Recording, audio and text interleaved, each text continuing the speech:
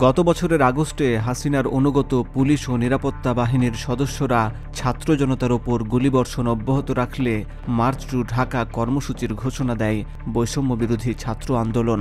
প্রথমে ৬ তারিখ এই কর্মসূচি নির্ধারিত হলেও সরকারি বাহিনী ও আওয়ামী সন্ত্রাসীদের তাণ্ডবের মুখে একদিন এগিয়ে এনে ৫ আগস্ট দিন ঠিক করা হয়। ছাত্রদের ডাকা এই মার্চ টু ঢাকা কর্মসূচি ঠেকাতে তৎকালীন প্রধানমন্ত্রী শেখ হাসিনার নেতৃত্বে আগের দিন ২ দফায় উচ্চ পর্যায়ের বৈঠক হয়। বৈঠকে এই কর্মসূচি মোকাবেলার বিস্তারিত পরিকল্পনা হয়।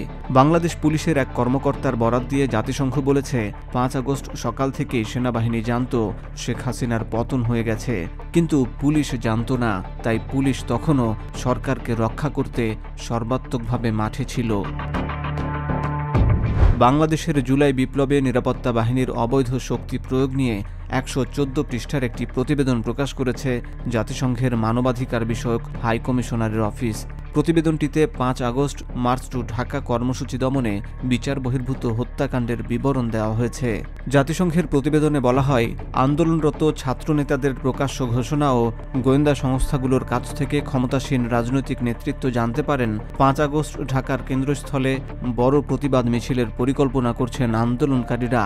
৪ আগস্ট সকালে তৎকালীন প্রধানমন্ত্রী শেখ হাসিনা জাতীয় নিরাপত্তা কাউন্সিলের বৈঠকে সভাপতিত্ব করেন। ওই বৈঠকে সেনা, বিমান, নৌ, বিজিবি, ডিজিএফআই, এনএসআই, পুলিশ ও পুলিশের বিশেষ শাখার প্রধানেরা অংশ নেন। এতে হাসিনা সরকারের স্বরাষ্ট্রমন্ত্রী, শিক্ষামন্ত্রী ও পররাষ্ট্রমন্ত্রীও ছিলেন। বৈঠকের পর স্বরাষ্ট্র মন্ত্রণালয় ঘোষণা দেয়, কোনো বিরতি ছাড়াই অনির্দিষ্টকালের জন্য কঠোর কারফিউ চলবে। আন্দোলনকারীদের সন্ত্রাসী হিসাবে আখ্যায়িত করে প্রধানমন্ত্রী একটি বিবৃতি দেন। তিনি দেশবাসীকে এই সন্ত্রাসীদের শক্ত হাতে দমন করার আহ্বান জানান। ৪ আগস্ট সন্ধ্যার পর প্রধানমন্ত্রীর বাসভবন গণভবনে আরেকটি বৈঠক হয়। বৈঠকে শেখ হাসিনা নিজে অংশ নেন। অন্য অংশগ্রহণকারীদের মধ্যে ছিলেন স্বরাষ্ট্রমন্ত্রী, সেনাবাহিনী, police, RAB, BGB, answer VDP প্রধান, সশস্ত্র বাহিনী বিভাগের প্রিন্সিপাল স্টাফ অফিসার ও সেনাবাহিনীর কোয়ার্টার মাস্টার জেনারেল।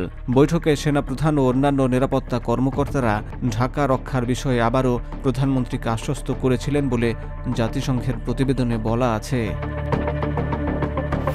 এসব বৈঠকে অংশ নিয়েছেন এমন সিনিয়র কর্মকর্তাদের তথ্যমতে বৈঠকে একটি পরিকল্পনার বিষয়ে ঐকমত্য হয়েছিল, আর তা হল প্রয়োজনে শক্তি প্রয়োগ করে বিক্ষোভকারীদের ঢাকার কেন্দ্রস্থলে প্রবেশে বাধা দিতে পুলিশের পাশাপাশি সেনাবাহিনী ও বিজিবি মোতায়েন করা হবে। কথা ছিল, সেনাবাহিনী ও বিজিবি সাঁজোয়া যান ও সেনা মোতায়েন করে ঢাকার প্রবেশের পথগুলো অবরুদ্ধ করবে, বিক্ষোভকারীদের প্রবেশে বাধা দেবে।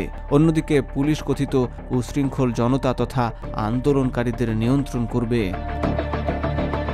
কিন্তু হাসিনার পরিকল্পনা মতো কাজ হয়নি।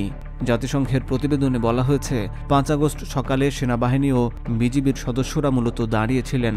পরিকল্পনা অনুযায়ী তারা তাদের উপর অর্পিত ভূমিকা পালন করেননি। স্পষ্টতই সেনাবাহিনী ছাত্র জনতার পক্ষে চলে এসেছিল। একজন সিনিয়র অফিসার জাতিসংঘের কাছে সাক্ষ্য দিয়েছেন, সেনাবাহিনী যে বাহিনী মোতায়েনের প্রতিশ্রুতি দিয়েছিল সেটা তারা মোতায়েন করেনি। আরেকজন সিনিয়র কর্মকর্তা বলেছেন, বিজিবি প্রতি ঘণ্টায় বিভিন্ন প্রবেশ পথ দিয়ে প্রায় ১০,০০০ থেকে ১৫,০০০ বিক্ষোভকারী ঢুকতে দিয়েছে, যা তাদের নিয়ন্ত্রণ করার কথা ছিল। তৃতীয় আরেকজন সিনিয়র কর্মকর্তা তখনকার পরিস্থিতি স্মরণ করে বলেছেন, সিসিটিভি ফুটেজে ৫০০ থেকে ৬০০ বিক্ষোভকারীকে সেনাবাহিনীর বাধা ছাড়াই উত্তরা থেকে ঢাকার কেন্দ্রস্থলের দিকে আসতে দেখে তিনি বুঝতে পেরেছিলেন কিছু একটা গড়বড় হচ্ছে।